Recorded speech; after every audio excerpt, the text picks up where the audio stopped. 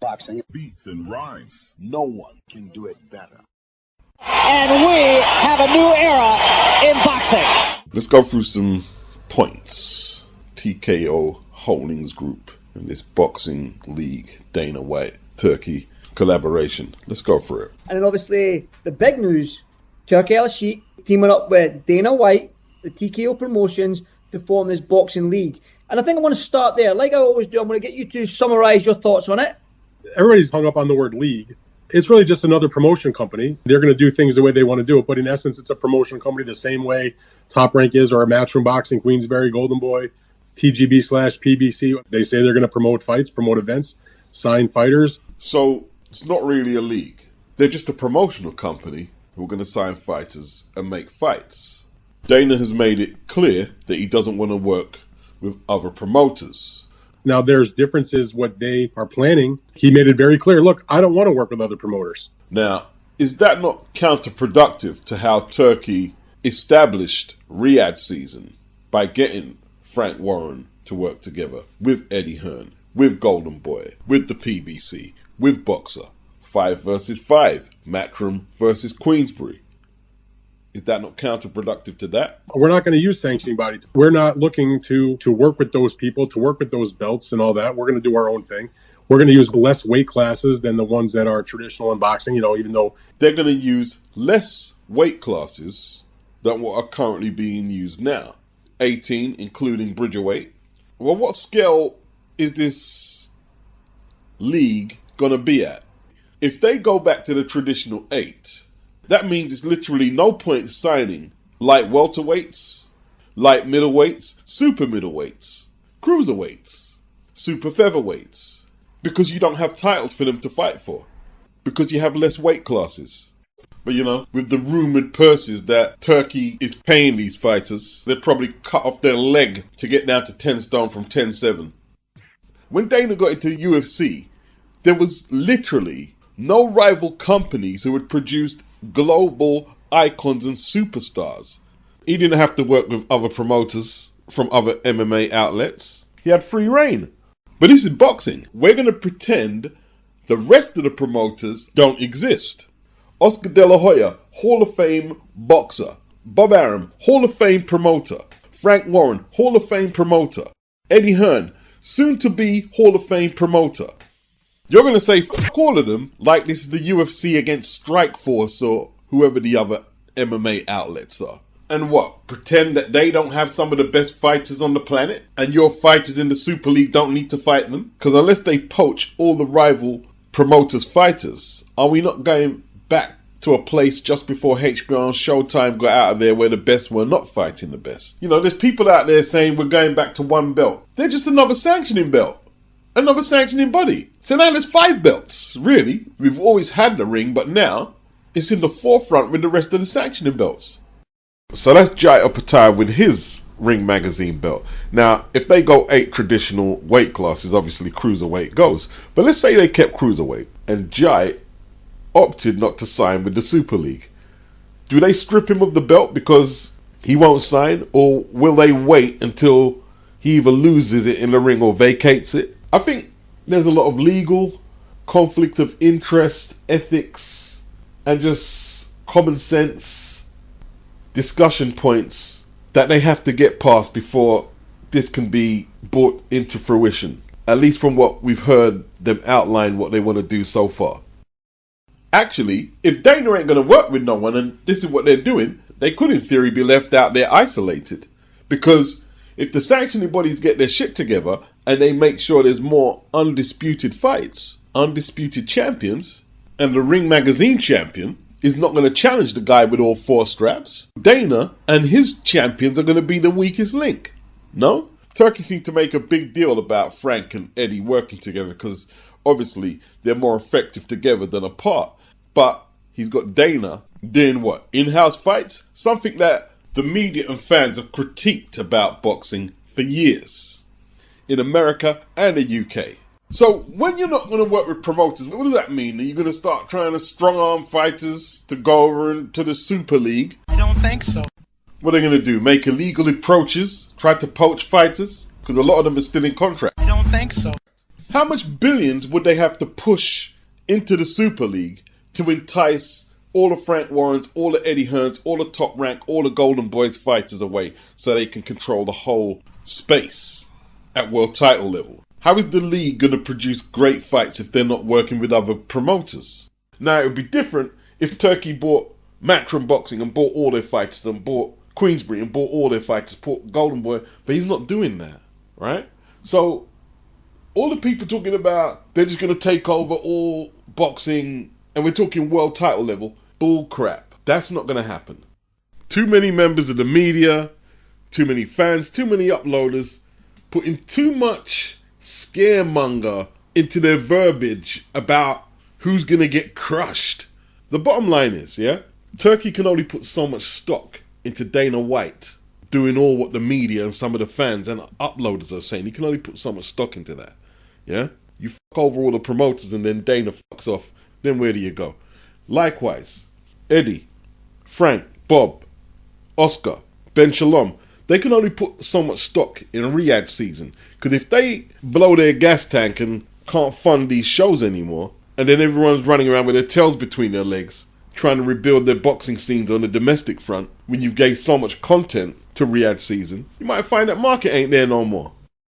If this was the 80s or 90s, America could easily have a boxing league predominantly with American boxers. But the gene pool of talent isn't there no more. They need Eastern Europeans. They need Euro bums. They need Asian fighters at the lower weights. America don't produce no lower weight guys. You said there's going to be 8 weight classes, so that's flyweight and bantamweight, where the Southeast Asians produce. You need the Mexican fighters. To get all of them on board, someone has to nurture them fighters in their backyards. What, Dana? And Turkey's going to do all that? You're going to nurture all the talent in Mexico, Britain, Eastern Europe, etc., Japan? No.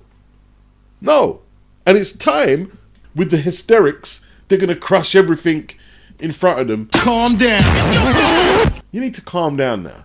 Now, just before Mike Tyson lost to Buster Douglas in 1990, the Ring Magazine belt actually went on a 12-year hiatus. They stopped giving out the belts, and it was around 2002 they handed Lennox Lewis one at heavy, and I'm assuming the champions in the other weight classes were awarded the belts as well. Can't take no breaks now. From being an honorary belt the magazine awarded, they are now a sanctioning body. There was talk that they wanted to get rid of the Muhammad Ali Act, and I haven't read the Muhammad Ali Act. But conflict of interest with managers and promoters, even advisors and promoters, and their relationships with fighters, are things that the Muhammad Ali Act are supposed to safeguard the fighter from. Now, I don't know what it says about promoters and their backers, the General Entertainment Authority, not only owning the magazine, but actually owning the belt that fighters on their promotions will fight for. Is there any conflict of interest there? If you're doing boxing promotion in the United States, unlike MMA, because they've got good lobbyists that work for UFC, boxing promotions didn't spend a ton of money on lobbying, that boxing in the United States is overseen, is regulated to some degree by the Muhammad Ali Federal Reform Act. Now, it doesn't have necessarily a lot of teeth to it, but it still has proven to be effective at times when there's been litigation. You can't be a manager and a promoter because of the fiduciary duty that a manager would have to the boxer, whereas the promoter does not have a fiduciary duty to the fighter. And one of the things you can't do under the Muhammad Ali Federal Reform Act is you cannot, as a promoter, also be a sanctioning body, meaning have your own rankings, your own titles. That's against the law. Now, if they got that law repealed, I guess then it would be open season. And as everybody knows, Dana White has a very close relationship with Donald Trump, the president of the United States. Then you get guys like Andre Berto. They were all happy parading in the ring. Riyadh season, he overpaid for everything. They thought it was so sweet. But this was Turkey's plan all along, to be establishing in the game. Now he's cut them all off. All the promoters sanctioning bodies, it's a cold game. With a crying with laughter emoji. Andre. You know, the whole notion that Turkey lured everybody in, the sanctioning bodies and promoters, into this room and then killed them all, is left side of the brain, pinky in the brain level of delusion. You're going to destroy all the sanctioning bodies by going into partnership with the WBA and WBC Grand Prix tournament, which will promote prospects taking on prospects. So there's a lot of irons in the fire. It's not all Dana. It's not all Dana. It's only because Dana is an outsider that people's minds are racing about what's going to happen next. The days of promoting shows, like individual promoters doing it, are sort of coming to an end. And that's sort of why I was making the point about Eddie and Bob and Warren and Oscar now being exactly what they used to criticize me for. Like when they got their exclusive deal and I couldn't get directly to a network, even when I had the talent, and that pissed me off, I'd have to go through them. And then they would actually have the nerve to take shots that I was a middleman. Me, who was running more local shows, putting my money where my mouth was, not making money doing Broadway boxing, 144 shows in New York City, dominant promotion in New York City for 20 years. But they were downing me for being a middleman. Well, guess what, motherfuckers? That's what you are now. That's what you are now. How does he work out their middlemen? Okay, they've got these Riyadh season deals, but Eddie has his own promotional outlet, Matchroom. Oscar has Golden Boy. Frank Warren has Queensbury. What does Lou DiBella have? You have literally no promotional outlet to speak of, no network deal. What else can Lou be described as but a middleman? In the middle. In the middle. Lou DiBella became irrelevant as an elite level promoter. He used to be an elite level promoter years back, after he helped Al Heyman for years circumvent the Muhammad Ali Act by fronting like he was a promoter for the PBC, which he obviously wasn't. Then got tossed out because he wanted to take the DAZN deal for Deontay Wilder, but his daddy Al wouldn't let him. Does Turkey allow Sheik put all his eggs in one basket with Dana when there's more experienced players out there? Establish promotional outlets in boxing. Eddie Hearn, Frank Warren, Al Heyman, Oscar De La Hoya, Ben Shalom, Bob Adam. Again, I'm not rooting against them like a lot of people in the business are. I'm going to hold my fire and I'm going to wait to see what they do. If they do a great job, I'll applaud, be the first one. If they fuck it up, I'm going to say so. I mean, it is what it is. Look, it all sounds good. We're going to reduce the belts, reduce the weight classes. Turkey said this is an announcement that's going to crush everything. Yet, look, they're hyping it up, right? But the horse has already bolted the stable door, and boxing fans fantasize about revisionist history and a return to 8 weight classes, 1 champion per division. But they've been force-fed belts to sell fights to the television, to sell to you, for going on 40 years. No one outlet is going to control or run boxing. It's not going to happen. Dana White, Eddie Hearn, Frank Warren, Al Heyman. It's not going to happen. You've got a consumer base who are used to the suggestion of attaching a belt to a fight. It is what it is. They're used to the volume of boxing they get now. This is a different era from when there was no social media and internet. There's a press conference on every flipping second right now in boxing. Every second. Keith Thurman and Jarvis Brock are fighting in a couple of hours. A lot of you are going to be watching that. Of course, it's frustrating to have 4 title holders walking around like they're all world champions in one weight class, and then you've got the 4 interim or regular title holders below them. Of course, it's frustrating. Nothing much is going to change for the foreseeable months ahead. If we go back to the earlier part of this century, there's been a few pockets of activity where the Ring magazine was the sole belt on the line. Remember when Barrera beat Nassim Hamed? The IBO belt was on the line, but the Ring magazine belt was on the line also. And then he had a few more fights with Morales and Tapia and Sanchez, and most of them were for the Ring magazine title. He beat Kevin Kelly, Ring magazine belt, and he lost the Ring magazine title to Manny Pacquiao. No other sanctioning belt on the line. And of course, you have Bernard Hopkins versus Joe Calzaghe. April 19th, 2008, the Battle of the Planet, Ring magazine belt on the line. Joe Calzaghe took a points win. It's going to be interesting to see the first fighters unveiled as the Super League Ring Magazine champions. Are they going to do what the IBF did? Like Larry Holmes was given the belt. Aaron Pryor was given his IBF belt. Holmes exchanged his WBC belt basically for the IBF belt. That's what he did. He didn't want to fight Greg Page for the money he was being paid. Pryor, he had one of the sanctioning belts, and then he was given the IBF belt as well. Was Hagler given his? I remember it was around the time he beat Scypion when he got his one. So they might just give some established fighters the belt to get themselves going, and a few will be contested as inaugural titles between two fighters. Dana White will be promoting Crawford versus Canelo, but that's not going to be for one belt. If Canelo beats Skull, they're going to fight for undisputed at 168. The Ring Magazine title will be on the line, obviously, but it won't be the only belt. Boxing beats and rhymes. No one can do it better. Chris Eubank Jr., 100 grand fine for cracking the egg in the side of Conor Benn's head. Big number. Yeah.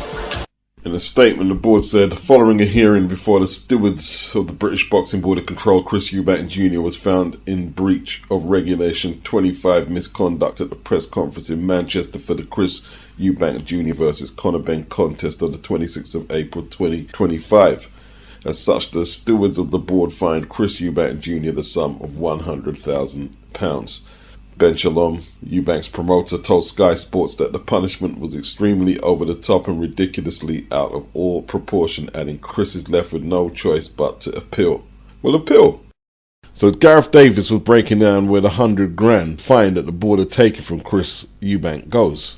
When you think that Chris is being fined 100 grand, it's probably because he's earning 10 million for this fight. And if people wonder where the money goes, it doesn't go into anyone's pocket. It just goes to the Boxing Board of Control to pay for their fees for different things. It's not like Robert Smith pockets 100 grand.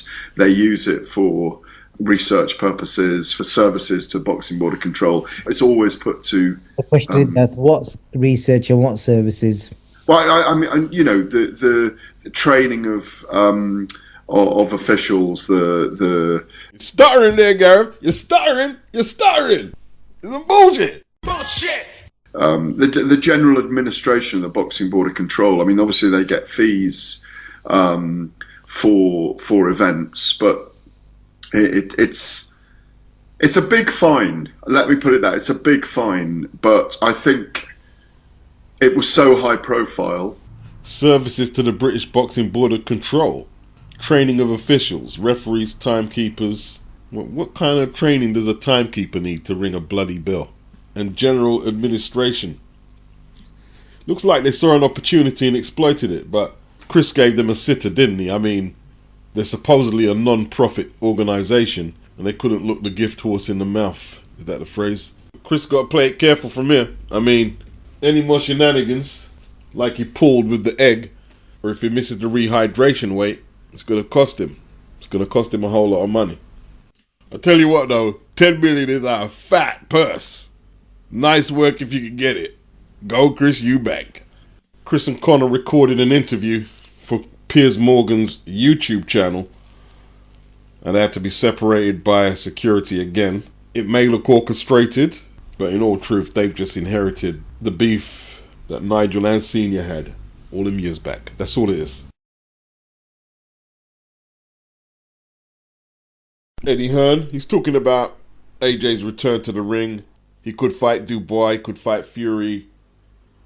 Hearn said, I think everyone's dangerous who AJ could potentially fight, so why not fight for the world title? Hearn weighing up the options, Dubois, Parker, Caballero, Bacoli, etc. He said they're all dangerous, but only Dubois has the world title. And we're going to start making some decisions. Now, what I found telling, Tyson Fury hadn't spoke about boxing, not as far as I've seen or heard, since he retired after losing to Alexander Usyk last December. Now, he's come out and said, a few days back, here's the quote, Tyson Fury warns Anthony Joshua not to take Dubois rematch as he will come up short again. Now, what Tyson said about Joshua going into a rematch with Daniel Dubois, looking how the first fight played out, is fair dinkum. It's not exactly rocket science to analyse AJ Dubois 2 and seeing it go the same way. But I believe he's more concerned about AJ getting knocked out again and then totally putting a fight between the two out of the realms of possibility forever. I'd actually prefer AJ to go after Dubois, win, lose or draw, and then fight Fury. That's what I would like to see. But Eddie Hearn, I don't believe Eddie Hearn wants AJ to fight Dubois, despite what Eddie's saying. I don't believe that. I don't believe that.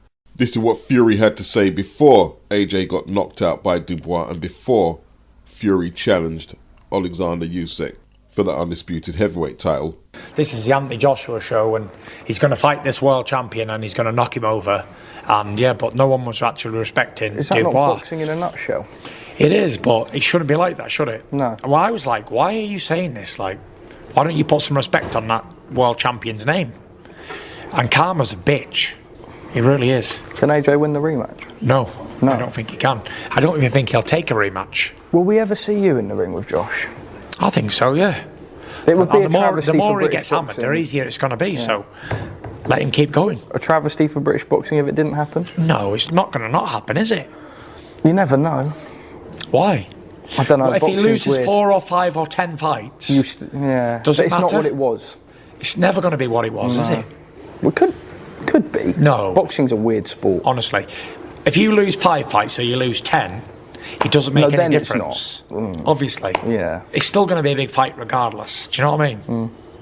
There's still going to be a good few quid involved, isn't there? That's true. There was talk that Fury could come out of retirement and take on Ajit Caballero for the interim WBC strap, but that's not going to happen. He's not going to be motivated to fight for no interim strap. And Ajit Caballero so far has shown durability, good chin, stamina, body shots, dangerous, and he's taking a lot of scalps. There's nothing in it for Tyson Fury to take such a dangerous fight. Nothing in it at all. It's either a direct shot at Usyk or Anthony Joshua. They're the 2 fights for Tyson Fury. Boxing beats and rhymes. No one can do it better.